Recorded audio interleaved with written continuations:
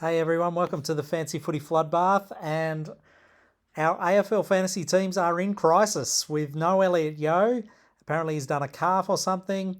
Now I've spent the last 4 hours or so absorbing all the information on Twitter, listening to a few emergency podcasts, or two emergency podcasts, one from Selby, Moreira's Magic, and about the Yeo situation. I'm trying to get a feel for what everyone's doing, trying to get a feel for how we can solve this problem. So this is kind of two videos in one today. The first one is we've got less than a day, or just over a day, about 25 hours till the first game with Carlton and Richmond. This is going through all of the popular players and right down to the low popular players, lowly owned players, and just giving my take on whether you should pick them or not, and the things to be aware of that maybe other people aren't saying or speaking about. So I'll also be talking about the Elliott Yeo situation and how you might resolve it, and hopefully we can find some answers together. All right, let's start at the top. We've got Will Ashcroft, as you can see there. He is the most highly owned guy in the comp. Don't need to speak too much about him. 63.3% ownership, and you'd be mad if you're not starting him. He's the one guy that I would reckon. I'm surprised that he's not 100% ownership. On to Dunkley. Now, Dunkley's an interesting one. A lot of people think he's must-have. He's pretty close to a must-have, I have to admit. But there is a bit of a caveat there. His last few scores against Port Adelaide, he's had 260 odds. So he's a high price. He's priced at about 109. So he's got to do pretty well to keep that price up. So if you want to go for some value and maybe clear a bit more money out, then that's an option for Dunkley. I don't believe that he's as much as a must-have as everybody says he is. You'll see there his ownership is 57.5%. So a lot of people, more than half, are going with him, of course. And I don't think you probably could go wrong. But also, I don't think it's a terrible idea if you decide not to start without him. I just look at those fixtures in the first few weeks. He's got Port Adelaide, who are hard to score against historically, and he's had trouble scoring against them in the last three. Then they've got Melbourne at home, who, mid score pretty well against Melbourne, but Melbourne are a difficult midfield team. They've got a lot of good players there in the midfield. And then he's got the return game against the Dogs in round 3 at Marvel. So I don't think they'll be letting him anywhere near it in round 3 as much as they can. So there is a scope there to leave him out. But obviously, if he goes well, then he's going to be hard to grab. So take what you need and leave the rest out of that. Taranto is next, 53.7. I would be starting with Taranto. Everything we've seen in terms of right back from the beginning of preseason when he won time trials, he is a gun and definitely should be in our teams, as should Jinby. I'm going to race through a lot of these because we've got a lot of players to get through. Rosie, he's another one that I'm not completely convinced about because he will spend a fair bit of time forward. They've got a lot of guys that can run through that midfield. I don't know how much split they're going to give him with the midfield there. They've got guys like JHF, Boak. They've got Butters as well, Wines, and they're going to probably run a few others through there. So how much time Rosie spends around centre bounces will be interesting.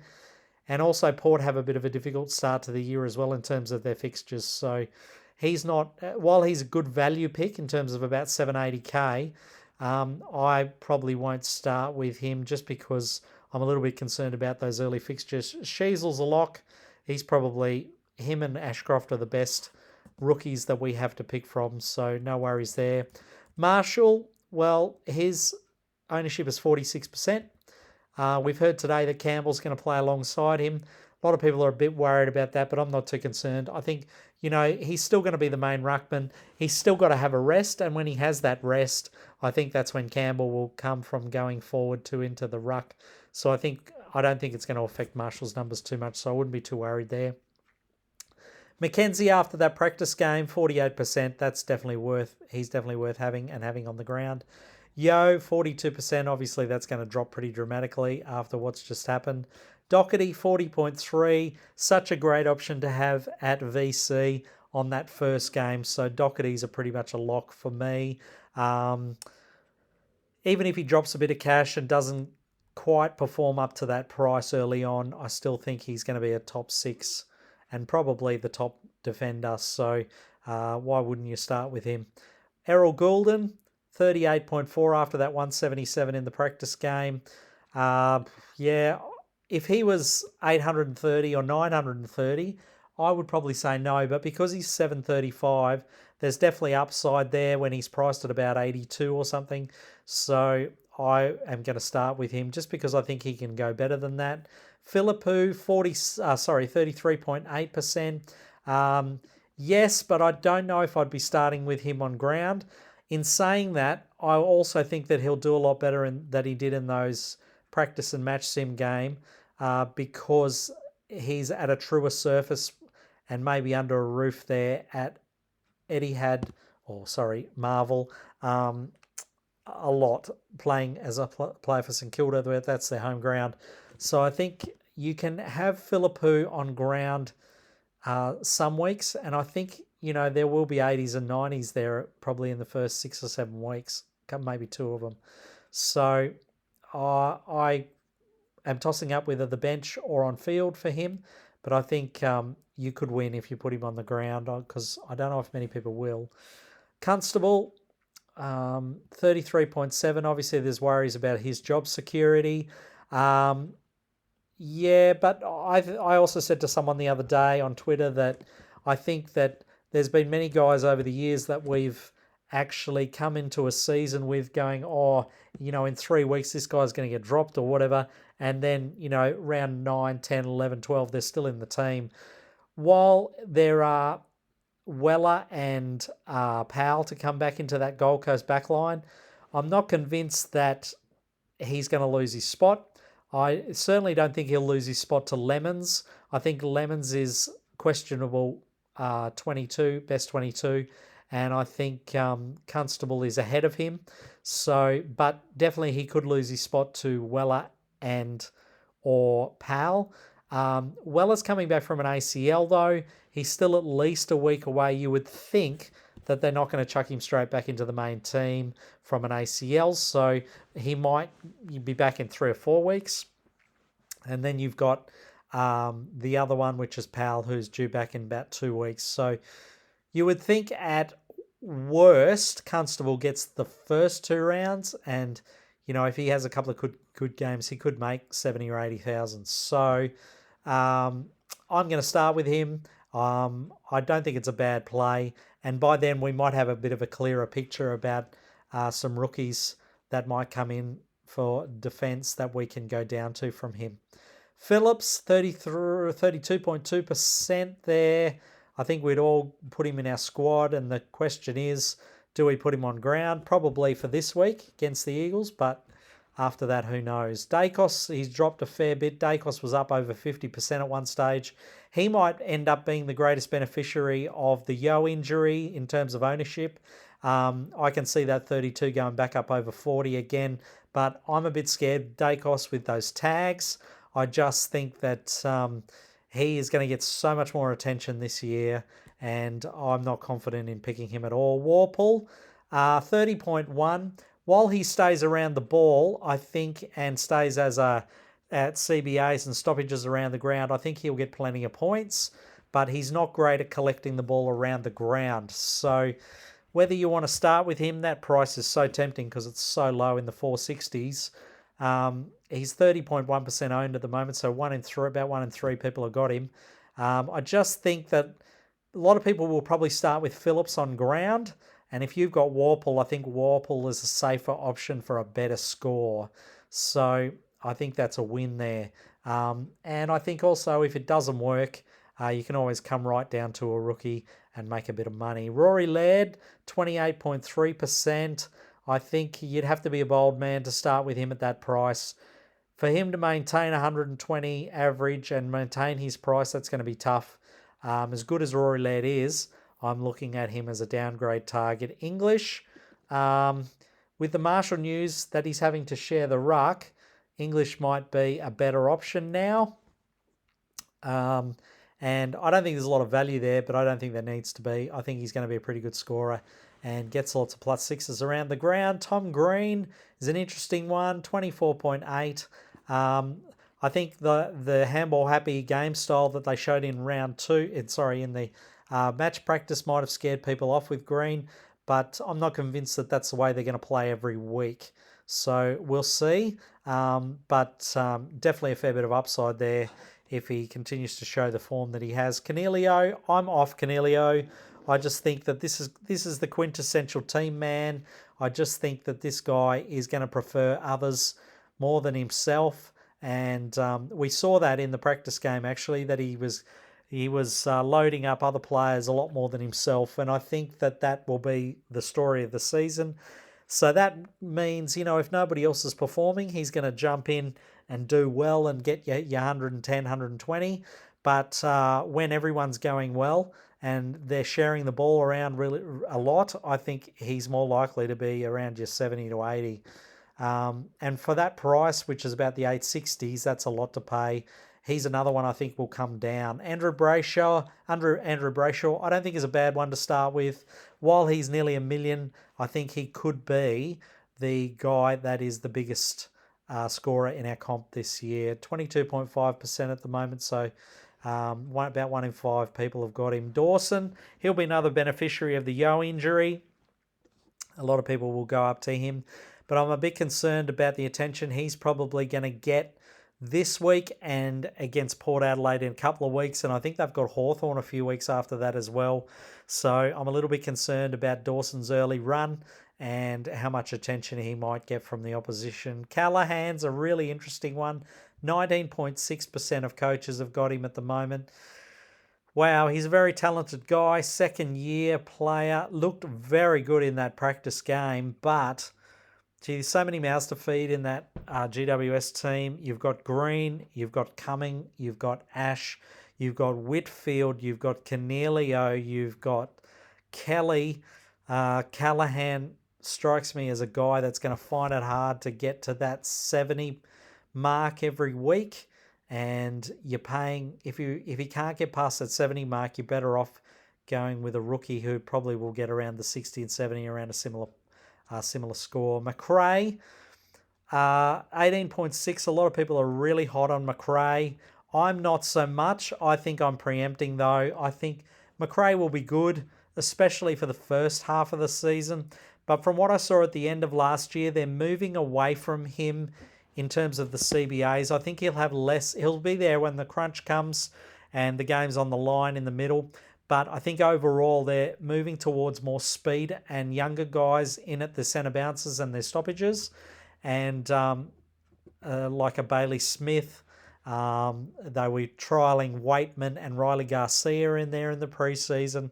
So I think that McRae might, as the year goes on, slowly get less and less with his numbers. But in terms of starting, he could be a really good option. He loves playing Melbourne in round one and being on the MCG, scores well. So is probably a pretty good vice captain option this weekend. Speaking of good captain or vice captain options, Oliver's a good one. 16.9%. Dom Sheed at that price, $5.90.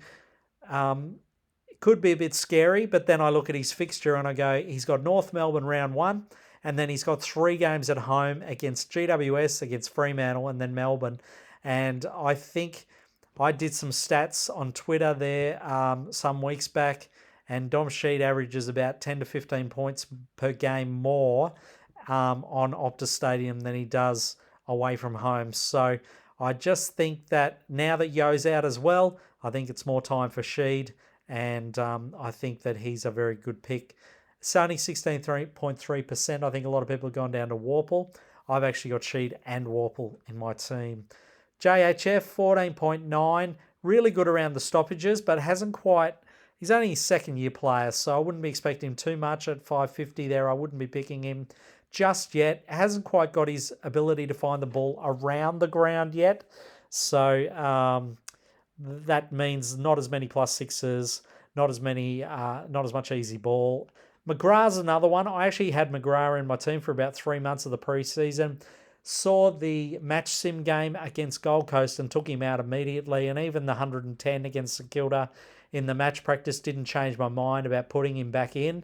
I just think that if you look at McGrath's numbers in the last couple of years, they're very, very up and down. He has the ability to go 110 or more, but he also has that ability to have a shocker and go to 50 or 60, and I don't want a guy like that in my team. He might average a 90 in the end or 95 or something, but I just don't want those up and down guys in my team, and he's got value, but I look at their back line and I see D'Ambrosio, I see Ridley, I see Redman, I see Jake Kelly, and there's a couple of others too that I've forgotten that I think makes it hard for McGrath to be the guy every week. You look at someone like Sicily, the next guy down, and there's not too many other guys back there. Maybe Hardwick, maybe Day will drift back there. But Sicily's the main guy as the defender, so he's going to get plenty of the ball at 14.3%. I would think that that's a little bit low. There's been a lot of talk about Toby McLean, 12.7% owned.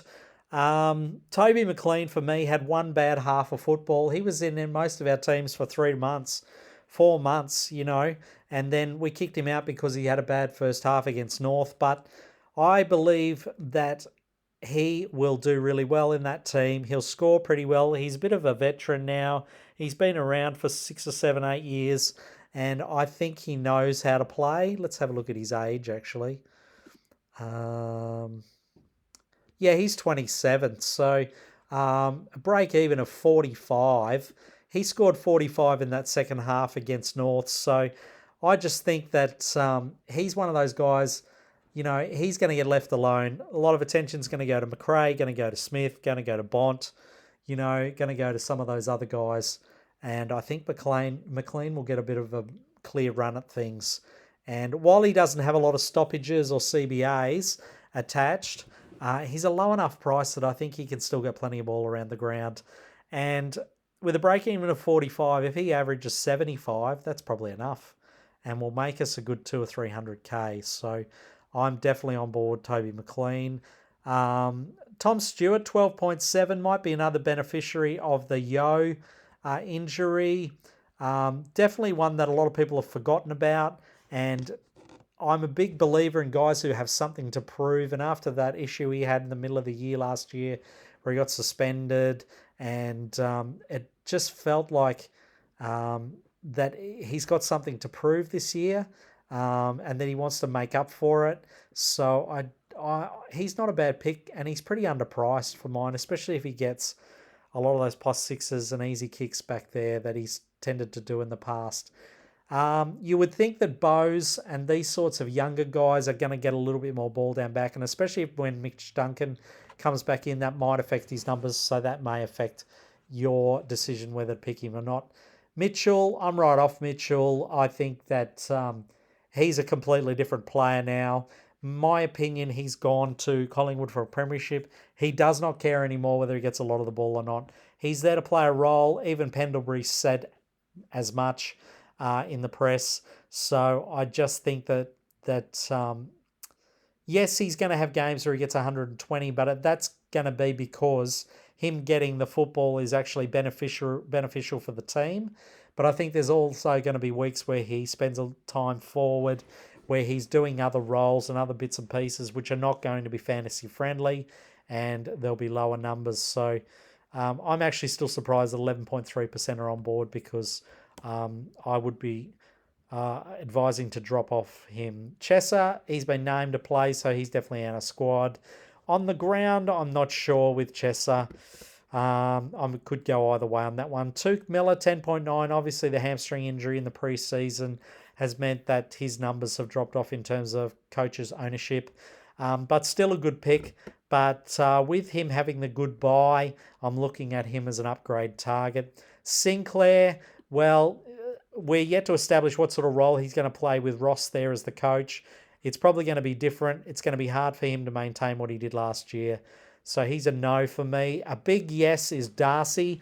I think that I've never seen Darcy so fit in those 2 games pre-season. And also, too, I think they've flagged that Jackson's going to play a lot of time forward. So someone needs to go into the ruck when Darcy is resting, and I think that's going to be Jackson. But I don't think it's going to affect his bulk ruck time. And I think this could be the year that Darcy explodes. He's definitely my R2, and I think he's a better option than most, especially better than, let's say, a Cameron, who I think is going to have a lot more of a 50-50 split with Mason Cox. Lockie Cowan's been named, so he's in a lot of teams, and so should be 9.9. Interesting that Liam Jones is getting a gig there with a lot of people, 9.8%. Not sure about Liam. Yeah, he might get your 60s and 70s, as I know the Dogs chip it around the back line a fair bit, but he also might get you a 20 when he's playing a lockdown defender role. So it's probably a no from me. And we might have enough options down back with our rookies that we don't actually need to go to Liam Jones. Jack Steele has turned out to be a pod, 9.6%, which will surprise a lot of people. I think a lot of people were turned off by that match practice. But he wasn't really overexerting himself. Still a pretty good pick, but maybe waiting for his price to go down, a lot of people. Bontempelli, 9.5%. Underpriced. I think he's a pretty good pick this year, but he definitely has a lot of other mouths to feed there for the Dogs with Smith, Liberatore. You've also got McRae, of course. So maybe that affects his numbers, and maybe that's why he's as low as he is in the first place. Angus Brayshaw, 9.1. He's dropped a fair bit because his numbers weren't great in the preseason of Match Sim. But I think that Brayshaw is still a pretty good pick. And while he won't make a lot of money, I think he's very solid down back for consistency. Darcy Cameron, 8.8. As I just mentioned, I think Darcy's a better pick. Sean Darcy's a better pick, around the same price. And if you want to go up a bit, maybe someone like a Rob or Jared Witts. Gawn, probably too expensive to start, 8.8, but definitely looking to upgrade him later if he can keep up the numbers that we're so used to. Wilmot will probably be on the bench for us. Let's hope he's named for the Lions. Luke Jackson, as I mentioned before, a lot of people will be thinking about him, but he's going to play a lot of time forward. Chincotta hasn't actually been named in that round 1 team. Might end up being the sub. Maybe a good downgrade target in the later rounds. So we'll see how we go there. Will Day. A lot of people are talking about Will Day as the guy to jump on from Yeo because it's not that much difference in price. Maybe about 100 less. I don't know about Will Day. From what I've seen, it's very much a impact guy. Won't be playing a huge amount of centre bounces. Will be running through there as a bit of an impact player. Will be going on the wing. Will be going down back. I don't know. I can't start with him, but I can understand why a lot of people will be, and it might not be a bad pick. Witts, 7.6, had a bit of a charmed run with injury last year, was one of those guys that we looked back at the end of the year and went, gee, we wish we all had Witts with all the changes we had to make with our rucks. But I'm not sure that just because that happened last year doesn't mean it's going to happen this year. So I don't think that Witts is a good pick. I know that sounds a bit controversial, but I just think that it's a little bit of an in-between pick. You've already got your in-between pick with Marshall, and Witts is about the same price. So I figure you need to go up to English or down to a Darcy, or Cameron. But I guess Witts has got the runs on the board. He's been around a long time, and definitely with Laddams and McAndrew in round 1, he could monster them. So might make a fool out of my prediction there. Lockie Neal, not really on our radars this year anymore. Guys at better price, and we think that Dunkley might take away from his scores.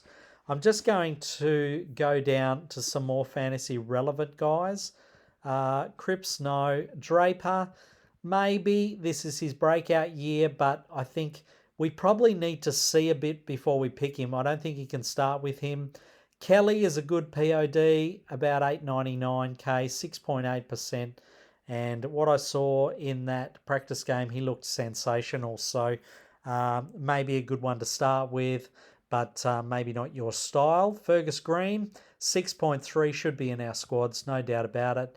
A lot of people talking about Tanner Bruin, but I'm not sure if we've seen enough evidence yet. I don't know how he's going to go. Looked really good in those two games, but still only got a 74 against Brisbane. While Brisbane are very good, I guess 74 might be considered a good effort. I'm going to say no for him. 471. If he was 400 and about the McLean price, I would probably pick him. But just that extra 70k turns me off. Hayden Young is right down to 6.1. Might be another one who is a beneficiary of that Yeo injury. He's about 140,000 more expensive or 150,000 more expensive. So maybe a good option. And he's a bit of a point of difference now too. Davies Uniacke, 5.7. Looked sensational at the end of last year and in the pre-season, but had a bit of an off game against the Dogs, which probably affected his coach's numbers. Not sure. Could go either way on LDU, but he is at a good price, and if he does explode like we all hope, then he's a value pick. Davies playing, Hollands are playing, so that's why their numbers are where they are. Bailey Smith, 5.6. My concern with Bailey Smith is I think he's got the tank to be a guy who can average 120. The problem with Bailey Smith is he's such a standout player and so quick and so damaging that when he has an impact on a game, last year is the prime example, 150 against Melbourne in the first round he got last year and never quite hit that height again. I think he got another 130 or 140 against North Melbourne 5 or 6 weeks later, but then was copping intermittent tags all year just because of the fact that he exploded early. And I think it could be a bit the same again. He could explode early, but then he could cop a fair bit of attention because Bontempelli is kind of hard to tag. He's at that height and ability where if he does get tagged, Beveridge will just throw him forward and then he can kick goals up there. And then you look at McRae. McRae's not damaging enough and not quick enough to really have a deep impact in a game for the Dogs, whereas Bailey Smith does. So I think that rules him out for mine. Petrarca could be a bounce back year for him, only 5.4% owned. I'm keeping my eye on him. Zerrett, I'm not sure about Zerrett because it might be him or Parrish that get that tag early on. So you probably can't start with him at 950. Sarong, not a bad option, 4.9%. You would think that Brayshaw is going to get a lot of attention and Sarong might be the beneficiary. But the only thing with Sarong for me is Amira's taken that Monday spot now. So Amira's going to take some points off him. And Sarong, on the paper and when you watch games, it looks like Sarong's actually getting as much of the ball as Brayshaw. And then you look at the numbers and he's about 30 points less. And it's because he doesn't get those plus sixes around the ground as much. And that affects his score, whereas Brayshaw does. So I think that Sarong can present as a little bit of a trap. So just be careful with that one. Speaking of traps, I think that Baker is a trap. Just be really, really careful with him. 4.3%, about 615. DeGoey's a bit the same. DeGoey doesn't get enough of the ball around the ground to be a good scorer. Pedler is good for our bench and good job security at 4.2%. Flanders is an interesting one. Looked absolutely dynamic in those two games in the pre-season, but will that translate to the real stuff, especially when Toot comes back and Noah Anderson gets completely unleashed? I cannot see Flanders continuing that scoring level. Now, I might be wrong about that, but his price makes it really awkward about the 500 range. I'm just going to scoot through some of these guys. Newcomb, he's about that Sarong price. If you are going to go for someone around that price, I suggest Newcomb or Berry, Chera or Green. I think they're a better option than Sarong. Dylan Moore, 3.7. That not getting the CBAs in that game or in the two games that we saw scared people off. And I think his price is a bit high. So I'd be no on him. And I think, geez, if he comes down to 700k and then towards the middle of the year starts getting a look in the middle when some of those younger guys are probably getting tired, I think that he'd be a great option then. Grundy, no. Another guy that's a bit like Sarong. You look at Gawn and you look at Grundy and you go, oh, they're getting as much of the ball as each other. And then you look at the score and one's about 30 points less. So that's because of the lack of plus sixes around the ground. And I think that Grundy is not going to be the same player he was at Collingwood. He doesn't need to be. And I think that's going to affect his numbers. Jaden Hunt's an interesting one. I just think his ceiling is capped. I don't know if he can go much more than a 70. And that's at best. So there's going to be weeks where he has a bad game. And that could be, 45s. Rob, not a bad option. 3.3%. Could be your answer there in the ruck. But once again, he's about that price that Witts has. And maybe Witts is a better option. I don't know. It's a bit of a toss of the coin, isn't it? Butters, yeah, I think we need to see something from Butters first. And we know his body is a little bit susceptible to injury. So maybe a no there. Will Brodie's an interesting point of difference people have been talking about the last week because his scores were pretty good in the preseason. He's a maybe. And yeah, but it just, once again, just that price is a bit high. Will Gould, will we see him this year? Certainly can be a good cash cow if we do. Pickett, I tweeted about a week ago or a few days ago that Pickett might be the key to Pickett scoring well and getting lots of time in the midfield might be Chandler. Chandler's been burning it up in the VFL for the last couple of years, and if he gets a permanent gig up forward, then he can take Pickett's spot, and then Pickett can roam around the ground a bit more and get his numbers up. So once again, it's that awkward about 500k price. You'd want to be very, very sure that he's going to explode, and I can't say that I am, but you never know. Ben King might be a good starter, 316k. I've got a lot of faith in this young guy. While he's a tall forward and we don't usually pick them in fantasy, he probably will make a couple 100k and go up in price a fair bit. I'm hot on Cunnington. I just think that North are going to have some shockers. And round 2, they've got Fremantle over here at Optus Oval.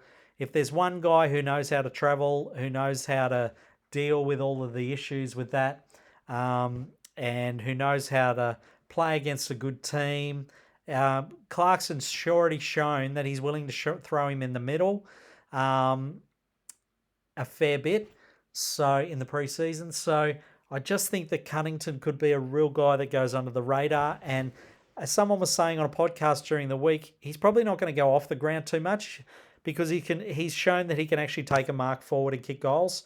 So he might end up going forward in those rest times and kicking goals as well, which will further increase his points. The other thing about this is that Cunnington's getting to an age now where a lot of people are writing him off as a player. And I think that I'm really on guys who have something to prove and who want to prove people wrong. And I think Cunnington's coming into this year wanting to prove to everyone that he's still got plenty of football left in him and could be a really, really good option. Now, his price, let's have a look at this. Yeah, see, the guy's 31, which is, if you wanted a reason not to pick him, then that's probably a good one. Now, his break-even is 75. He's about 668 there. Now, I think he can go easy. I think he can go 90. So, in that side, when LDU's getting tagged, Simpkin might be a little bit getting a bit more attention or might be a bit tired. I just think Cunnington's the ideal guy to get a lot of the ball for that team. So I just think 90 might be, and that's a win. If you pick him, he's 75 break even and he averages 90. That's a win. Salem, obviously we've got to wait and see what happens with him. He's not going to be playing round 1. Cully's another one, 2.3%, probably a little bit of an awkward price. I'm surprised at Cumming, Coming, I'm looking at as that upgrade for Yeo, 2.3%. He had 105 in about 3/4 of football in that practice match, maybe a bit more than 3/4, but he looked unbelievable. And while there are going to be weeks where Ash and Whitfield probably get plenty of the ball as well, I still think this guy has got the ability to find the space on the ground to get plenty of the football, and he's going to be a fair point of difference as well. He starts at about 800k, which is break even of 91. I think he can quite easily go 95 to 100. While that's not a lot of upside, at least it's still value, and it's a good cover for Yeo down back, especially if we lose Constable in the first 3 or 4 weeks. Especially if we lose Constable in the first 3 or 4 weeks. So that's almost it now. There's not too many more. People are talking about Ridley, 2.1%. I'm going to say no there. Lots of mouths to feed down back. Lice at 2%. No, too far down in the ruck. I think we can get better value than him with our scoring. While he's good price-wise, I think his scoring is going to suffer.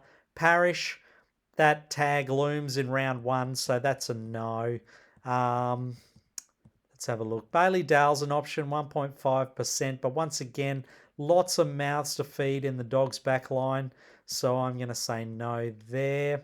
There was one guy that is like 1.1% that I think is way unders and a huge point of difference. Even Berry, 1.3% there is quite a good, is a huge point of difference, and might have a breakout year.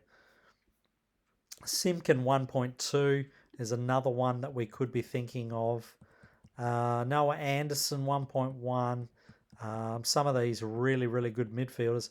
Here it is Chera, 1.1% for Chera. Now, he had that 70 against the Swans, which was not that great, of course. But, I had him in my team from, the time the AFL Fantasy was released until that game. And I took him out, and I think in the last week or so, I've started to think maybe I should put him back in. I just think that this guy is about to explode fantasy-wise. All the attention is on Cripps. All the attention is on Doc. They're still shown a propensity, Carlton, to do a lot of chippy. While Kennedy and Hewitt are going to get their share of that, I just think that Chera's been, has talked even himself about wandering down back to help the defenders. So there's going to be chippy there for him. And look, priced at 88, I think this guy can go 100, 780k. He's primed and ready to go. Another guy with something to prove after the year he had last year. Didn't really repay the faith of Carlton, who recruited him from Fremantle, and he's on a big amount of coin. I think he could be a guy that gets under a lot of people's radar this year and explodes. So I might take a shot and start with him, while that will be a little bit controversial. Who knows, maybe it'll be a winning touch. So that's about it. We'll leave it there. So thanks for watching on the Fancy Footy Floodbath. If you've got any questions on here on YouTube for me, feel free to send them. Now, let me tell you some of my bona fides. I've been playing AFL Fantasy for, and before it was AFL Fantasy, it was Real Dream Team. I've been playing this for about 15 years in total. I've had only the one top 1,000 finish, which was 2 years ago, which was my best ever finish. I was about 620th. So if you've got any questions, I watch every minute of every game every week. Not live, of course, because there's crossover with times, and once one's finished, I have to watch another. But my handle at Twitter is @NoWayShutUp9. That's @NoWayShutUp9. So if you've got any questions on Twitter or on YouTube here, feel free to send them to me. I will answer every question that I get. If you don't get a chance to watch a game and you want to know how a player went, I just feel free to ask me, and I will answer that question, and I will be more than happy to get back to you. Now, it might not be, within the hour, but definitely within, I'll try to do it within 24 hours.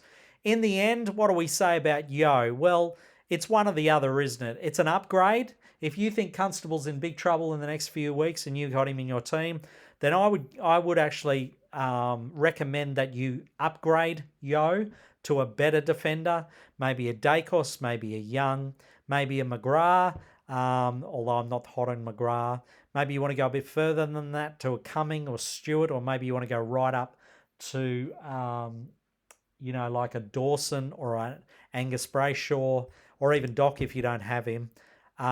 So if you're worried about Constable, I would think you need a bit more. We need a bit more security and a little bit more safety down back. If you're not worried about Constable, or you don't have him in your team and you're restructuring without him, then you probably don't need to go up. You probably can go to a sideways like a Day.